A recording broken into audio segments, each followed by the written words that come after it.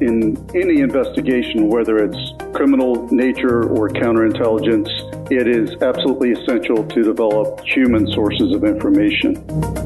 Hello, everyone, and welcome to the CyberWire's Hacking Humans podcast, where each week we look behind the social engineering scams, phishing schemes, and criminal exploits that are making headlines and taking a heavy toll on organizations around the world. I'm Dave Bittner from the CyberWire, on the trailing edge of still having a cold. And joining me is Joe Kerrigan from the Johns Hopkins University Information Security Institute. Hello, Joe. Hi, Dave. Later in the show, we've got my interview with Dennis Franks. He's a former FBI agent, and he's got some interesting insights to share. But before we get into all of that, a quick word from our sponsors at KnowBe4. What really makes a strong password? And why are your end users tortured with them in the first place? How do hackers crack your passwords with ease? And what can or should you do about your authentication methods? Stay with us, because later in the show, we'll tell you about an insightful new webinar coming up from our sponsor KnowBe4 that will fill you in on what you need to know. And we are back. Joe, why don't you kick things off for us this week? Dave, you remember last week I said I was going to give the listeners an overview of open source intelligence gathering, or OSINT as it's called in the industry. Right. Or OSIG. It depends on which acronym you like. There are tons of places where you can get information about anybody online at little to no cost. Yeah. And I used a couple of guinea pigs named Joe and Dave for these searches. What do you think the first source was? I would probably start off by Googling someone's name. Yeah, exactly. Yeah, exactly. So I Google you and I find your LinkedIn profile, your Twitter page, and then I find a website called Muckrack. I click on that and it tells me that you use an iPhone. That's true. And it gives me the longitude and latitude of your home. Oh, huh. Amazing. Really? Right? I was surprised to even find that. It wasn't even an address. So I'm wondering how they're getting that information. I would imagine it comes from my iPhone. I would imagine that it that's does. Sort of creepily specific. But how do they get it out of your iPhone? Because Apple's pretty good about protecting their users, right? Yeah, but Facebook isn't. No, you're right. 100% correct. So there you go. My address is in the public record. I purchased my home, but... Yep, mine is too. I Google my name, and there's a Navy officer with the same name who comes up first. Oh. But the third link takes me to the JHU site that talks about the Baltimore Sun article where I was quoted. Okay. I think it was about the Under Armour breach. Okay. Or MyFitnessPal. If you go onto the second page of the Google results, you find out that I'm a certified Scrum Master. What's that? It's a software development certification for agile development. So then I click on the images tab for my name, and bam, there's two pictures of me right in the second row, right? The first row is all Captain Kerrigan from the Navy, but me, I'm on the second row.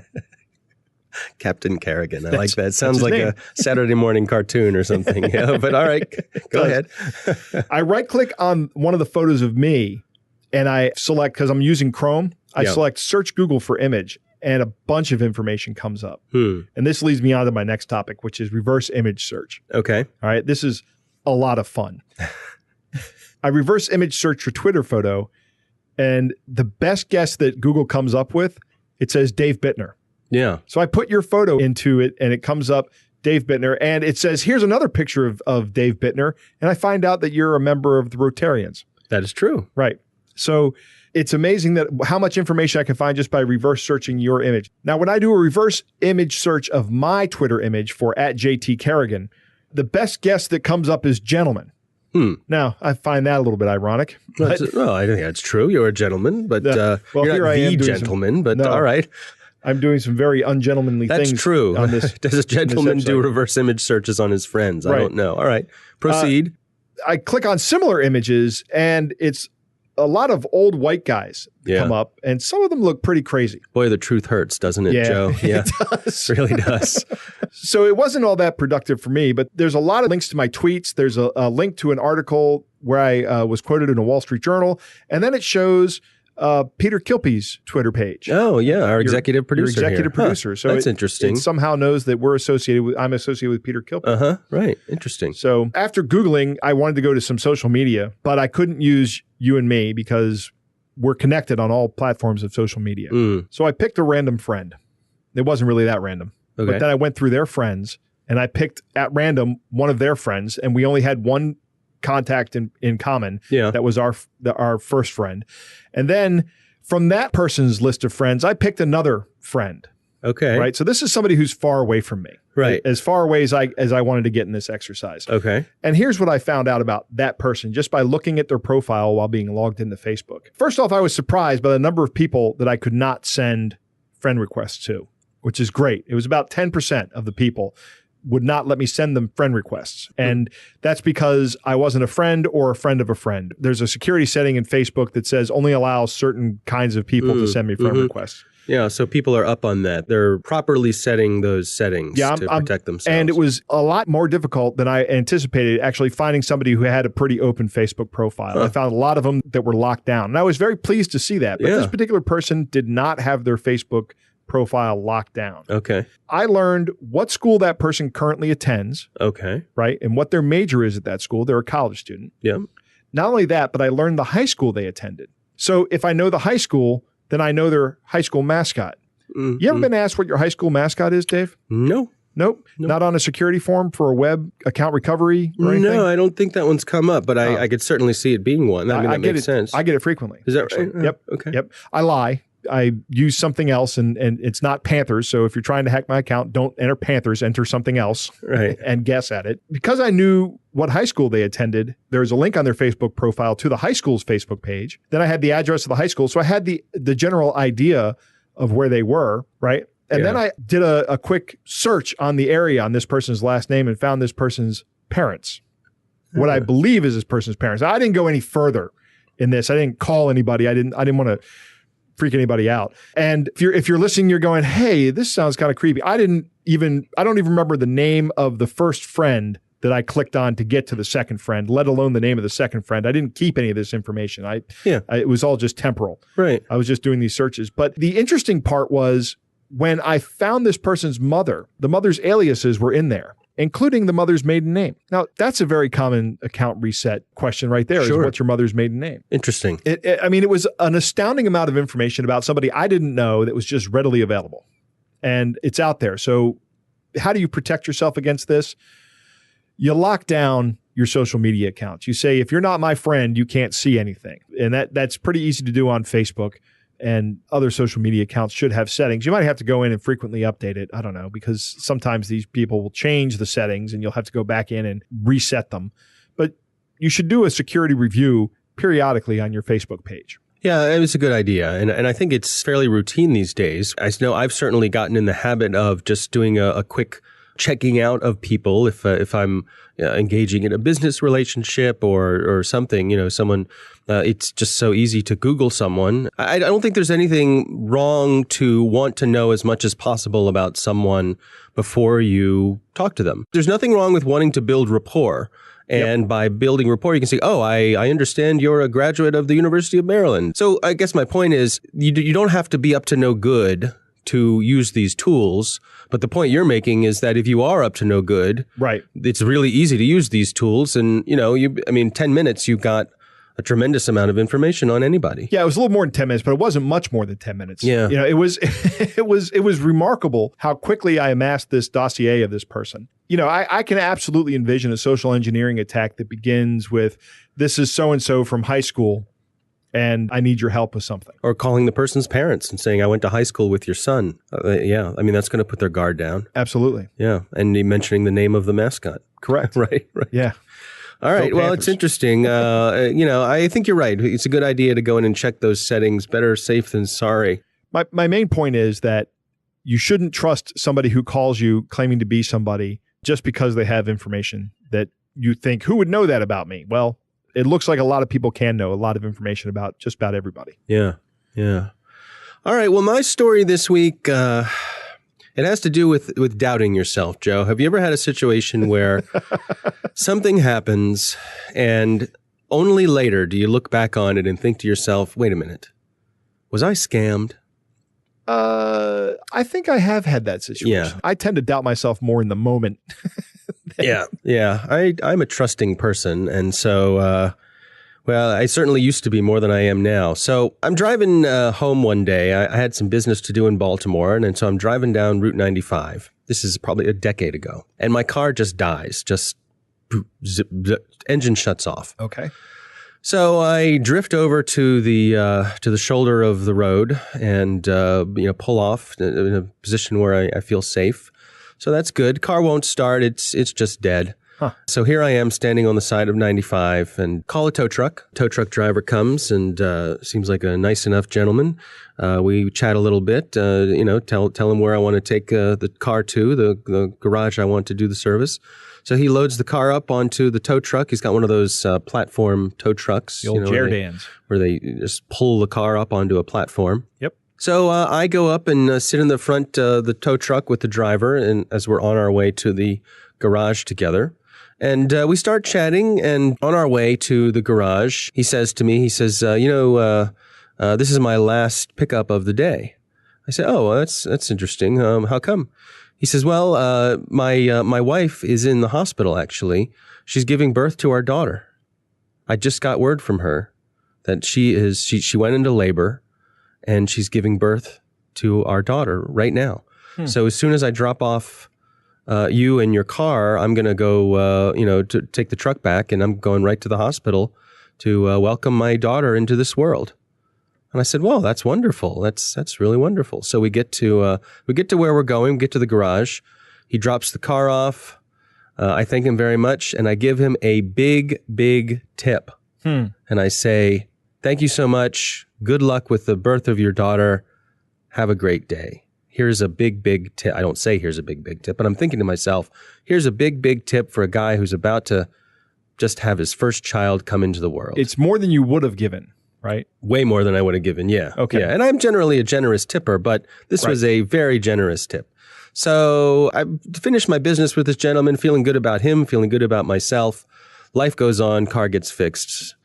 It's about a year later, I'm thinking to myself, for no good reason, I just think about this event and I think, gosh, I wonder what happened to that guy. I wonder if everything went well with the birth of his daughter. And then I thought to myself, wait a minute, what if this was a scam? What if every car he picks up, he says, it's to my the last person, pick of the day. This is my last pickup of the day because I'm heading to the hospital because my wife has gone into labor and I'm going to go there for the birth of my daughter. What do you think, Joe? What's your take on it? Do you think I was scammed or not? I don't know. I'd need more information, but I'd say there's a good possibility that you're right. Yeah. I mean, because you gave him a bigger tip than you normally would have given him. I did. I absolutely did. And yeah, I don't know. This is Boy, one I'd of like those... to follow up with this guy. I know. Well... Does he have a 10-year-old daughter now or son? Or well, maybe if we have anybody in our listening audience who has any association with tow truck drivers, or if this is a common scam that makes the rounds among tow truck drivers, or if you know a tow truck driver, you could ask and let us know if this is something. I'd certainly like to know. Again, we've talked about this before, where this is one of those things where I would have felt like I was much better off had I not had this thought. Right. Yeah. Because it troubles me now. Right. I like to give people the benefit of the doubt. And as we've talked about, I would rather live my life giving people the benefit of the doubt and fall victim to this sort of thing. Right. It probably cost me $10 more than it would have, or something like that. Then to go through my life just being cynical and thinking to myself, oh, well, great. He's probably not really having a daughter born today. I mean, I think we're at the point where you're like, what am I out? I'm not out a lot. I voluntarily gave him the money. Right. It was money I could afford. Yeah, right? It's money you could afford. It's not like it's an ongoing thing where he's going to come back and tell you some sob story about his kid. You're never going to see the guy again. Right? Yeah, right. And that's what he counts on. Right. He doesn't interact with the same people over and over again. Right. Because if he has to start interacting with the same person over and over again, that person probably goes out and gets a new car. Yeah. Right. Yeah. Right. So, I don't know. I have never interacted this way with a tow truck driver, because what I have done is called somebody to pick me up and left the key under the mat. Mm-hmm. Right. I mean, nobody's going to steal a car that's not going anywhere. Right. It doesn't run. Right. Yeah. And tell the tow truck driver that's where it is. And I never actually have to see them. All right. Well, that's my story. I'm interested if any of our listeners have any insights on this. Feel free to contact us. It's sort of unresolved, but I think it's something to look out for and be mindful of. So that's my story. But Joe, it's time to move on to our catch of the day. All right, Dave, we got an email from a listener named Cody. Okay, and Cody writes us saying, I listen to your podcasts and I love them. Hey, thanks, Cody. Yeah. My favorite part of your podcast is a catch of the day, which is my favorite part too, Dave. Mm-hmm. I love that. This email came and I thought of you. Enjoy. And the email reads, I just noticed that you own a domain name and would like to ask if you would like to try an iPhone and Android app specifically made for your site. It should be specifically. You can test it, and I am sure you will love it. You can keep both apps for just $50. But that is only if you love it. There is no obligation, and I would be thankful for trying even if you do not want to keep it. It would sound impossible as how on earth I can develop both these apps at such a measly price and even publish them and prompt users to get it installed. But enough speech and I'll let you actually see it. I don't charge a penny up front. I make the app integrate with both iOS, App Store, and Android, Play Store, and then prompt each visitor to install the app on site load. And once they install it, the app will live on the user's home screen, resulting in multiple site visits. Think about it. Your site is now on their home screen, and they'll almost always incline to click on it and visit your site multiple times because you know in your firsthand experience that you will always explore the apps on your phone, even when you are offline. Having 100 such app installs would guarantee a handful of regular visits as opposed to the pain we have to go through to bring visitors to our site. This is the only service that will make you iOS and Android apps and let you try, and moreover, having such a low price. Would you like to give it a try? And then it has like the developer's name and their title and the company they work for, which may or may not be real. Who knows? Yeah. P.S. Upon your reply, I'll send in full details, including our site address, past work details, contact information, etc. What do you think, Dave? Well, I think, what could possibly go wrong by installing rogue apps on your devices, Right. Getting your customers, people who are interested in your business, to load an app from an unknown developer. Yep. My first feeling on this is that it might be an attempt to steal Cody's domain name. Yeah. Oh, that's interesting. Huh. He's telling you he's going to drive traffic to your site and you're going to load the app. And I would assume that maybe you're going to put some stuff into the app and maybe it's going to ask you for your registrar's name and credentials. I don't know how this works. I certainly wouldn't install this app. Cody is astute in realizing that this is probably a scam. Yeah, I would imagine that it's just trying to get this app on people's phones and then it'll just start harvesting, all the things that rogue apps That's probably start harvesting. More likely. You're probably right. Yeah. I immediately go for the worst case scenario. But thank you, Cody, for sending that in. That's a great catch of the day. No, it really is. All right, well, coming up next, we've got my interview with former FBI agent Dennis Franks. But first, a message from our sponsors at KnowBe4. Let's return to our sponsor KnowBe4's questions about passwords. NIST, that's the National Institute for Standards and Technology, recently set out to lessen our password woes by looking at the problem from different angles and offering new authentication guidance, not to mention advice for composing those pesky passwords. Well, as you can imagine, that advice and its implications came as a shock for some and a relief to others. On Wednesday, November 14th, 2018, at 1 p.m. Eastern Standard Time, our sponsors at KnowBe4 will tell you what you need to know about the recent NIST guidance and related password cracking problems. Join KnowBe4's Chief Hacking Officer, Kevin Mitnick, with decades of first-hand red team penetration testing experience as he faces off against Roger Grimes, KnowBe4's data-driven defense evangelist with decades of experience on the blue team.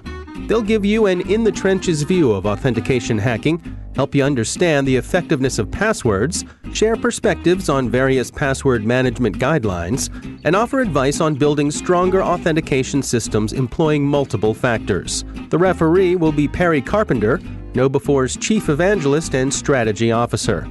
Register today at knowbe4.com/password. That's knowbe4.com/password. We are back. Joe, I recently spoke with Dennis Franks. He is a former FBI agent Currently, he's the president of a company called Investigative and Security Global Solutions. And he was also the host and executive producer of a show on A&E. It was called A&E Investigates: The Plot Against America.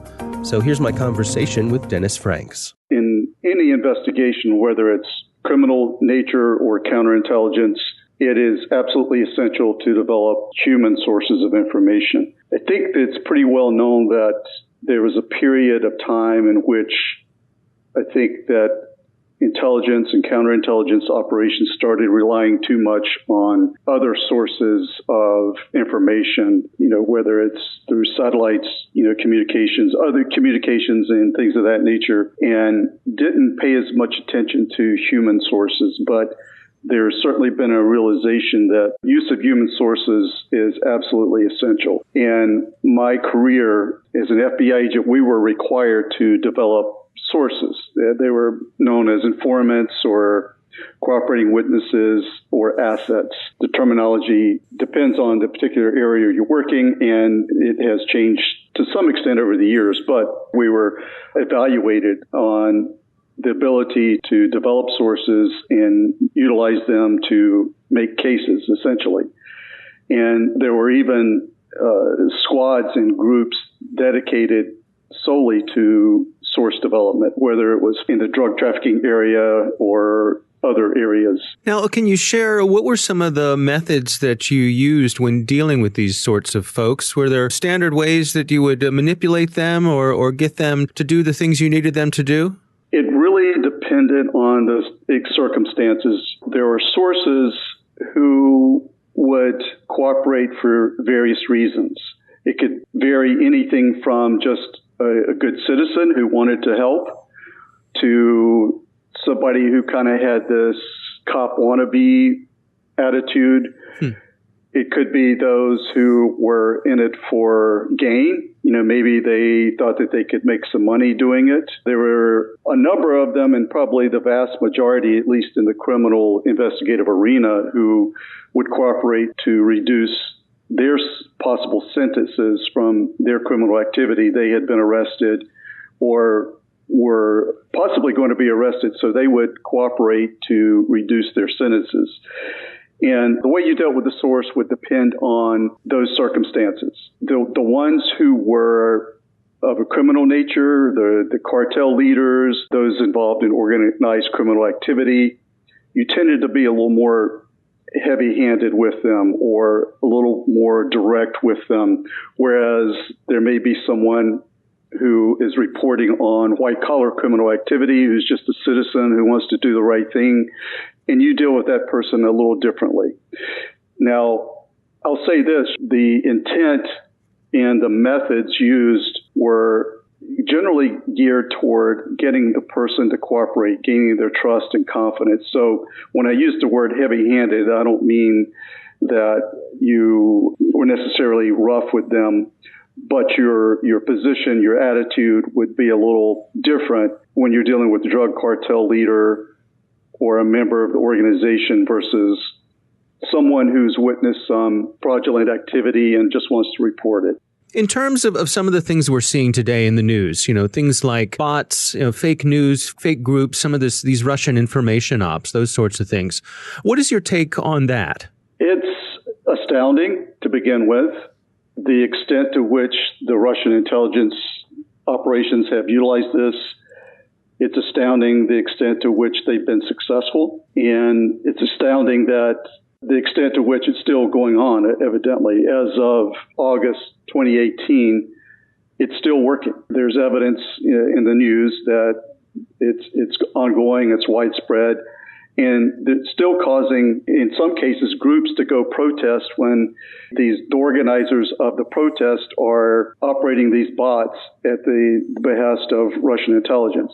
Quite frankly, to me, it's scary how Russian intelligence and perhaps other agencies, other governments throughout the world have been successful in causing disruption in our society by posting fake items, creating fake news stories, creating controversy, and getting people who will tend to be inclined to want to believe those things to get involved. Now, we often hear about people who have fallen victim to this sort of thing. They won't report it. They'll be embarrassed to reach out. They feel like, they've been taken advantage of. At what point does it make sense for someone to reach out to an organization like the FBI? I think it's become so commonplace that people shouldn't be embarrassed by it. Every day there are numerous businesses who are attacked through ransomware, and I think a lot of them just go ahead and pay, because usually it's just a small amount, all things considered, that's asked to get rid of the ransomware. But it's something that shouldn't be embarrassing, because it happens every day. And even where someone has been hacked or a business has been hacked, it's just so easy for employees to click on something they shouldn't, no matter how well they're instructed to be careful. I mean, look at all the big organizations where it's happened. Big corporations, news organizations, and even the government, where employees at some point click on something they shouldn't. And, unfortunately, I think to some extent, we're behind the curve as far as preventing these measures. And it's a reactionary position that we have to take in the cybersecurity field. As you know, and as I'm sure the listeners know, there are certain measures that can be taken to block this. But there are efforts, and I'll bring this up. I'm familiar with, and I'm kind of collaborating with, there's a new cyber engineering school that has been created at, of all places, a small university in Houston. It's Houston Baptist University. They've created a school in which they are offering degrees in computer science, cyber engineering, and I forget the third one right now, but the emphasis is on creating the future scientists, the future cyber engineers who will develop means and methods to counter the cyber attacks that are so prevalent today. And it is, in my understanding, it is being done in collaboration with government agencies. All right, Joe, what do you think? Social engineering is new to the FBI, I guess.